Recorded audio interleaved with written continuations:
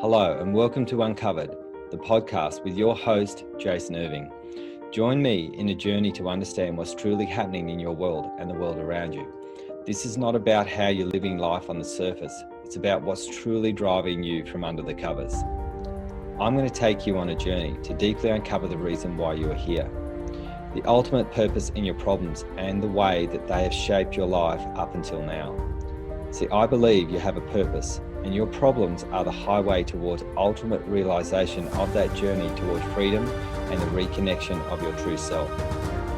I've been told I have a different spin on most things, and I'll be giving you my understanding of life, love, and what we're all here for, purpose. To get the best out of this podcast, drop what you already know so you can discover what's beyond you. So join me, let's play this game of life and bring on liberation, transformation, and change. Let's do this. Hey guys, welcome to Uncovered. I'm here with Tiana. How are you? Good, thank you. How are you? Yeah, not too bad. Look, really looking forward to sharing this journey with you. We're going to be talking about communication today with you and your journey around communication and what it's been like having my help as well as figuring out how to really say what's really on your mind. Yeah. And you're still working with it, aren't you? Absolutely, yeah. Yeah. So tell us about your background. You came to see me when you had Hashimoto's. Yeah. And what was that like for you? It was pretty upsetting. I was told by the doctors that I would be on medication for the rest of my life because that's how you regulate it, I guess. And that was pretty devastating to hear at the age of 20. And I was already very low on energy and just felt like that this is how my life was going to be for the rest of it. So that was pretty devastating. So 20 years old, you're getting told for the rest of your life going to be on medication. Are you on that medication now? No. Wow. So how long did it take for you to get off that medication? Oh, I think it was within the 6 months.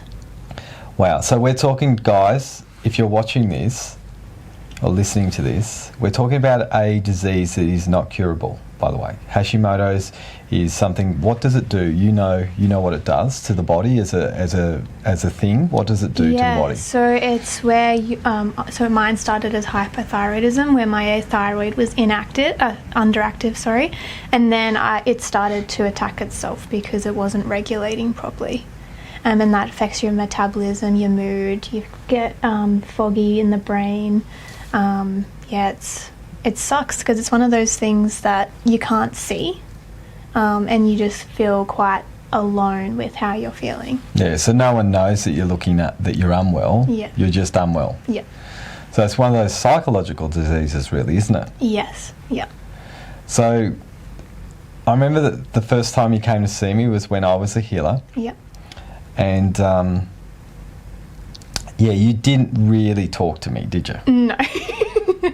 Right, and we're talking about communication, guys. Yeah. I didn't get much out of you. No, not at all. Right, so I sat there pretty much for an hour. My sessions were an hour back then, and I spent an hour talking to you about what was going on for you, and you would just nod your head yes. Yeah. And it was spot on. Yeah. But yeah, I just could not articulate how I was feeling. You couldn't articulate how you were feeling, and you were feeling gassed. You didn't know how to feel, and I was like, oh, awesome, another disease that is incurable. My favourite diseases. Yeah. My favourite diseases when I was a healer was actually incurable ones, because I look at them as a challenge. And we look at the thyroid is a communicator. It links to trust. Yep. So when we have an inability to communicate what's going on in our world, we can actually implode with the body. And that's what you did, didn't you? Yeah, definitely. So after about probably six to 9 months or so, and that, guys, just in context, that's 6 sessions. Yeah. So people would only see me. I was only available once a month or once every 6 weeks. That's how hard it was to get in to see me, and I only liked seeing people once a month because I didn't want people to need me so much. So that was about 6 sessions, and you're off your drugs. Yeah. So what did it feel like for you having that first experience with me? What did you walk away like? What was it like for you? It was liberating. And then you get home and you're like, I wonder if this is going to stay. Yeah. Yeah, but it was nice. Did you feel better? Absolutely. Okay. Yeah, I felt energized. It was the energy that I had been looking for this whole time. And Wow. there was hope that my life wasn't going to be like this for the rest of it. So you found hope. Yeah. Right, and the normal thing, did you drop? Did your energy drop after the month or so? No, not that I can remember. Oh, wow. So it really stuck. Yeah. Because quite often that isn't the case, Tiana, is that usually someone will see me and then they'll drop a little bit and then we pick them up, and then they drop a little bit and we pick them up a bit. It's so interesting to hear that it just stayed. I feel like you gave me energy, and then I was able to just build my life up around it again, you know, and over time I got, it felt like more and more energy. Yeah, wow. And so the whole thing that we were focusing on was helping you communicate what was going on, Yeah. wasn't it? Yeah. And so, listeners, the most important thing I want to hand to you guys is, how much are you imploding? How much are you not saying what you really think, what's really on your mind, and what's really going on for you?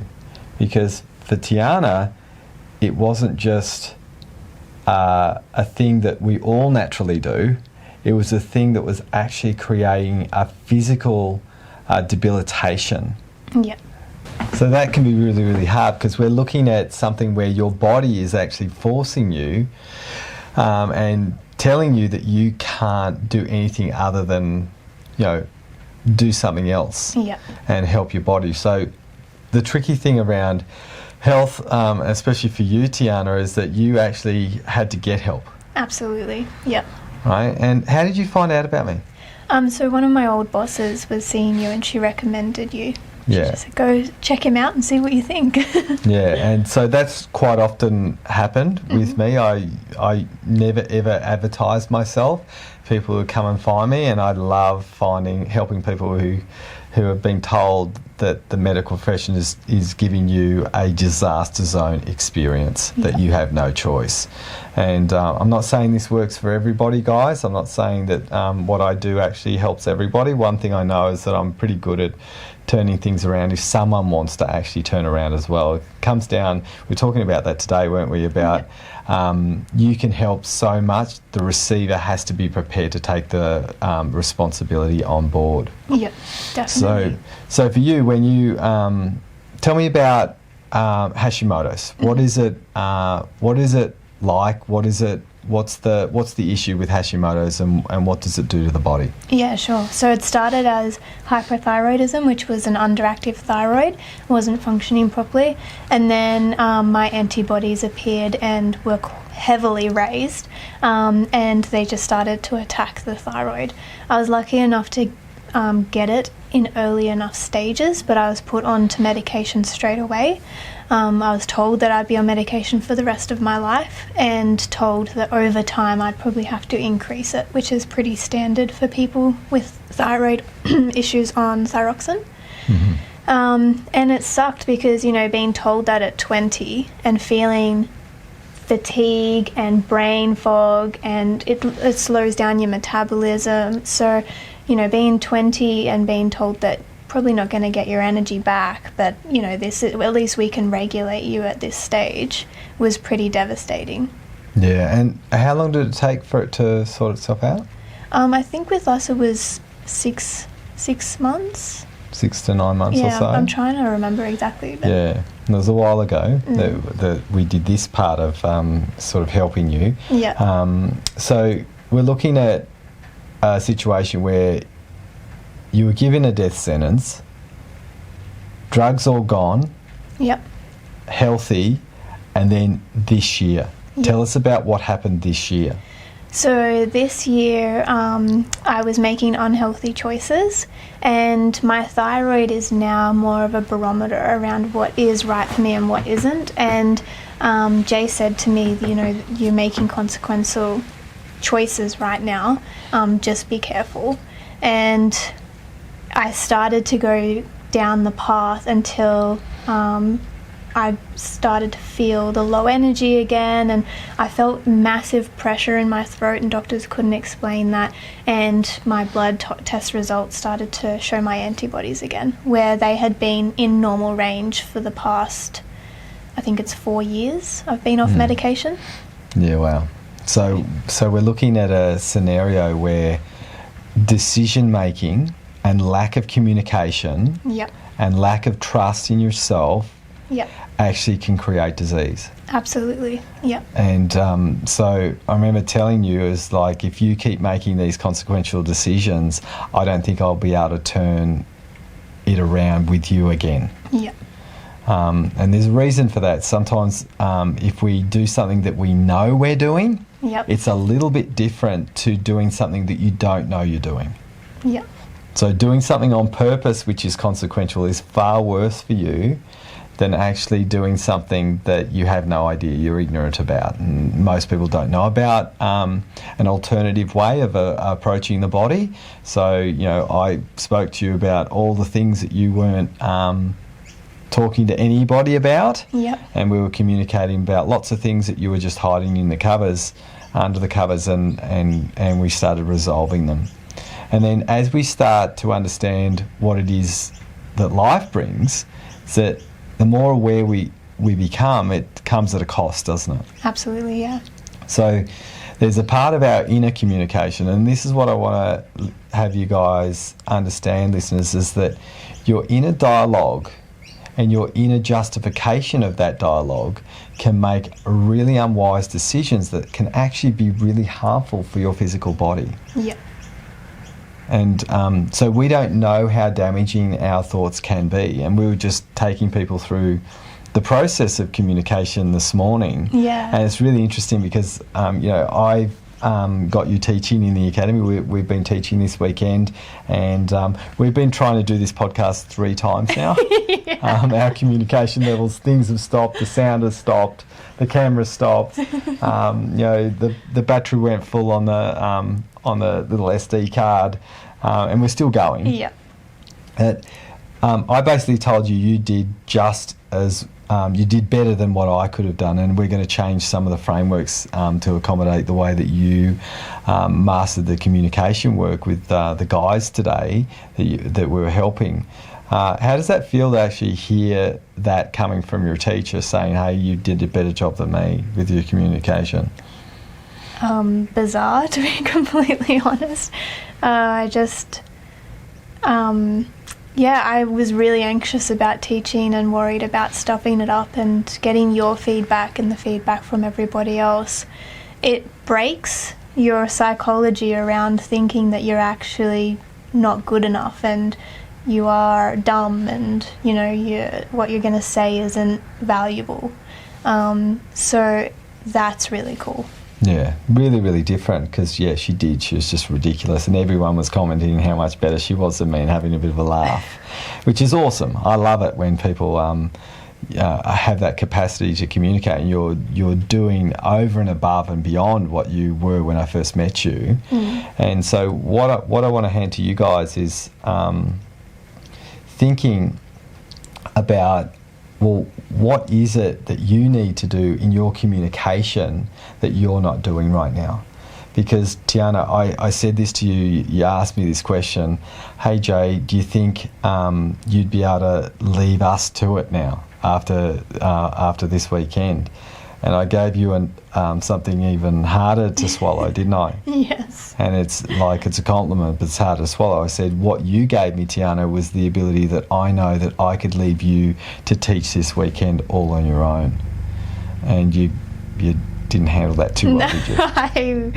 I was pretty speechless, and still feel like I have a long way to go, but... Yeah, but that's the beauty of how far, like, from my perspective, how far you've come. Because, like, guys, we haven't even opened up to what Tiana does on the weekend, right? So what do you do on the weekend? What's your favourite thing to do? We're talking about a 20-year-old guys, 20-year-old person who couldn't really get off the couch. What do you do on the weekends now? I love to rock climb and go canyoning. Yeah. Freaking hard. Ridiculously My hard. favourite things. Your favourite things are outdoors, but not just walking. No. Not just having a little meander around the garden. It's like doing something that is so strenuous for your muscles, so difficult to do that most people can't do. Yeah. Hashimoto's? Yeah, it's bizarre, isn't it? Well, it is, isn't it? So you're doing, and we spoke about this, I think it was last year, 2020, where I said to you, the reason why you're doing your outdoor stuff is to prove to yourself every day or every time that you do it that you're well. Yeah. Isn't it? Yeah, definitely. You know, and so we're looking at a superwoman now, aren't we? Maybe a super rock woman or something. Super rock girl. It's your new super title. Yeah. Okay. So we look at a person who could have been completely debilitated, and the big thing about this is personal development, guys. This was not about taking a pill, trying to have something to lick a lollipop. This is the thing that really irritates me in personal development and in the model. Take this drug and then you're stuck with it for the rest of your life. Some people have to be, but not everybody. And the thing that your story does is it gives people hope. Yeah. It gives people hope that, hey, there may be an alternate way. And people have often called me the miracle man. Yeah. And there's a reason. Yeah. That what, as you said before in our conversations, is that the techniques that I share help you regulate. Yes. So tell us about what that is, like what that means, the stuff that we've been sharing in the academy, how that's helped you with your thyroid and regulate where you are. Yeah, so you and Anya in the academy have allowed a space for me to receive support as well as the community within the academy. And has felt massive for me because I haven't wanted to open up, as we discussed with you.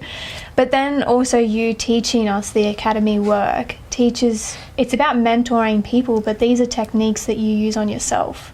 So that's amazing because you can be in your funk and then you can just use some of the techniques that you've taught us and we can be out of our funk. Sometimes our funk, we need support.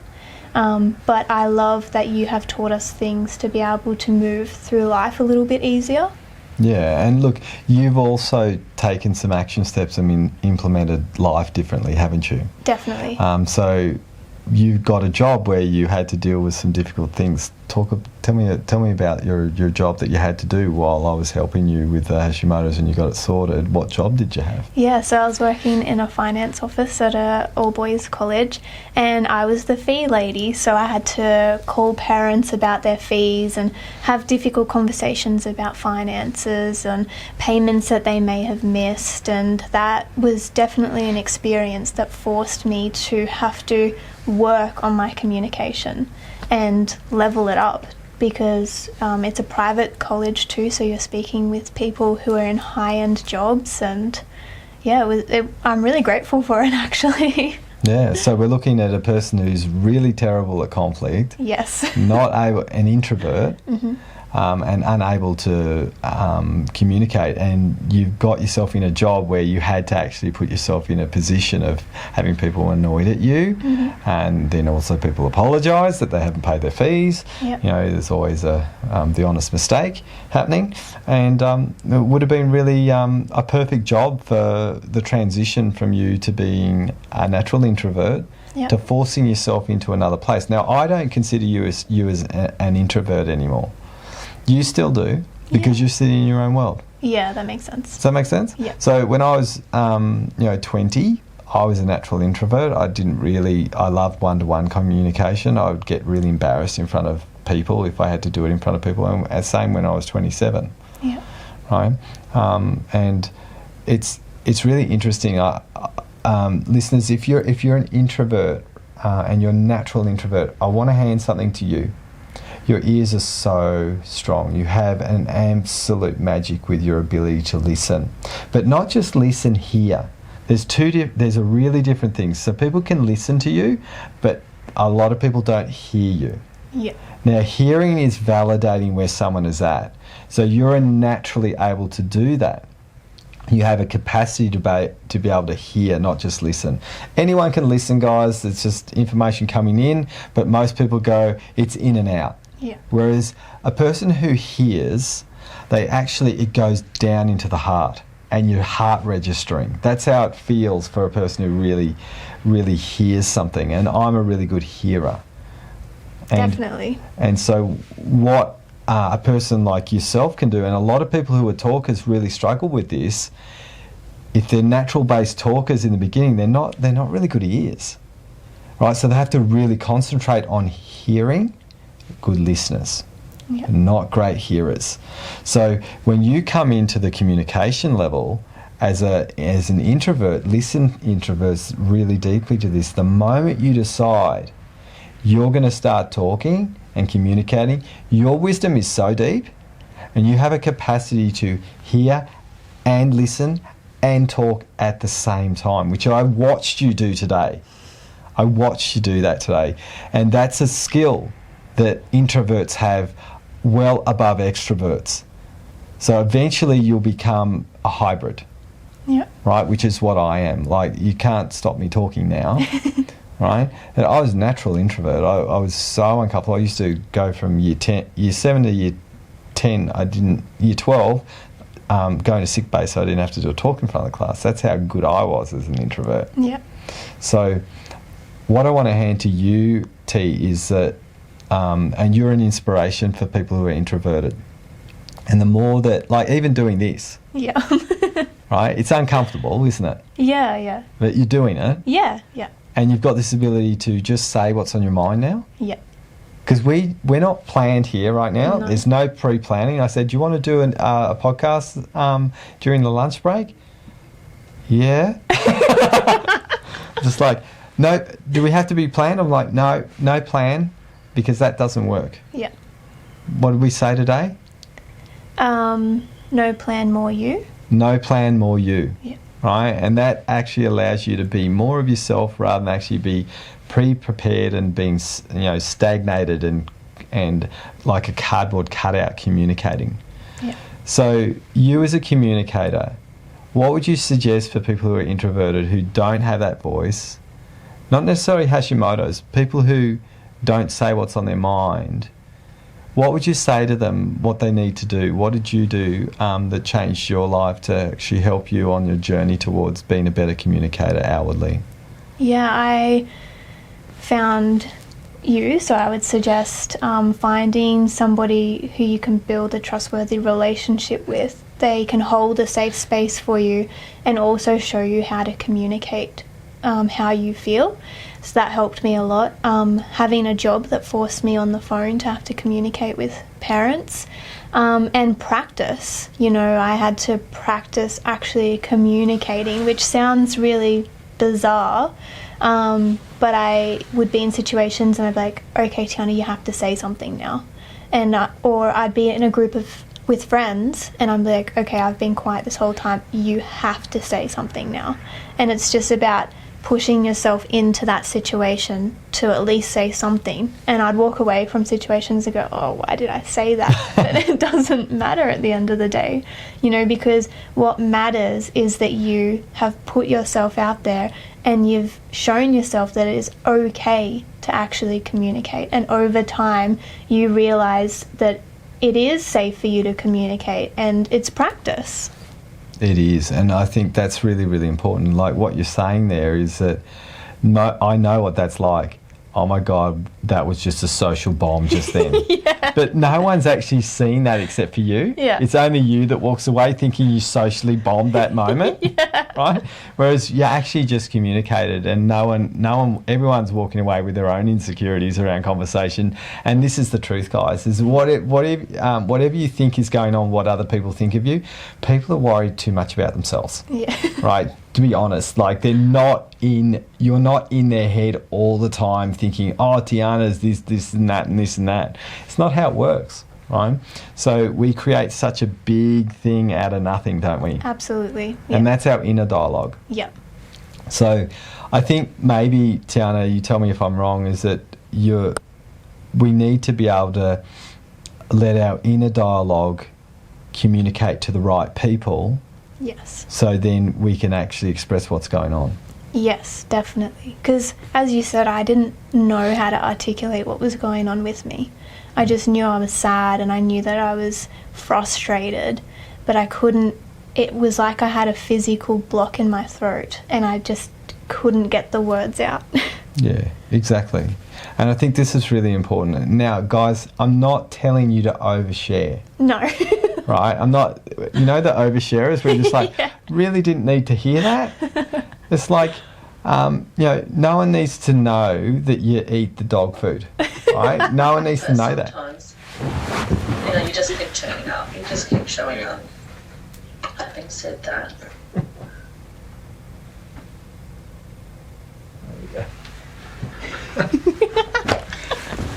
Where were we? No one needs to eat the dog food. Yeah, no one needs to eat the dog food. So I think Needs to know that you eat the dog food. No one needs to know that you eat the dog food.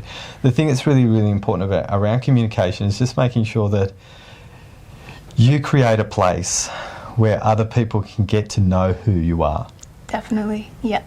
And the things that really matter to you. Yeah. And then there'll be a certain few people that you communicate the things that are really deep down that you may not want to tell everyone. Yeah. We've done that this year, haven't we? Yes, definitely. So there's stuff that I only know about you. Yeah. Right? And I'm vaulted around that. And so sometimes just letting one person know is enough. Right? You don't have to let the whole town know everything that's going on. No. It's knowing that you have a safe place to communicate what's happening, and that was me dragging it too. I popped it out because you know, sometimes the stuff that is so deeply concealed, I have a bit of a magic gift to be able to say this is what's really going on. Yes. And not everyone can do that. So listen, guys, not everyone has that capacity to do some of the things that I can do to find the stuff that people conceal and hide. The more that you get aware with this, we actually figure that out. And this is where we get this thing called trust. That's what introverts struggle with too, because they're empathic. Yeah. They can sort of feel lies, but you don't know how to communicate. Someone's actually telling you a little bit of a distortion, right? Yeah. And so this is where this challenge comes along about, well, what do we share, how do we share, and what's important. Now, you're an amazing example of a person from ill health to health, to pushing through your barriers, to breaking through. And I think this is really important, listeners, to know that no matter what you're stuck with, you have two choices. One is to stay where you are and deal with the consequences, and the other is to challenge yourself. Yeah. And I think we all need support with that, don't we? Oh, definitely. Yep. Yeah. So what's one takeaway that you could give these people, the listeners, around health, communication, from your perspective, that they could take on in life from where you are? And this could be maybe about when you know something, like that part where you knew you were going downhill again. Yeah. Really interesting. I mean, the first thing that comes to mind is you don't have to do it alone. And I think it's almost silly to do it alone. And that's where I thought I had to. But receiving that support helps open your mind to possibilities, but also reassures you that you're okay and supports you while you challenge yourself and put yourself in certain situations. It was through your support that I have friends now that if they notice that I don't talk much, they'd be like, "Hey Tiana, what do you think of this?" And that's because I've been able to communicate with them and share, these are my patterns that I run, and they're aware of them too. And it's not their responsibility to do that, but that's the support I have around me. You got a good support mechanism now, and I think that's essential, guys. Yeah. So, T, thanks for jumping on with me today for this podcast, and hopefully, listeners, if you really got something out of this, Tiana, you also mentor people, don't you? Yes. Yep. So if you want to, I'll get the details. I'll put it in the show notes. I don't know what show notes are, but Ophelia does. Awesome. So we'll put them in the show notes. Yep. There we go. And if you want to find out what she's doing and you want some help from Tiana around communication, we'll give you the details around that. So thanks so much for joining, T. Thanks so much for having me and letting me share my story. Thanks so much for listening to our podcast. We really appreciate you, and we really appreciate your time, because time is so valuable.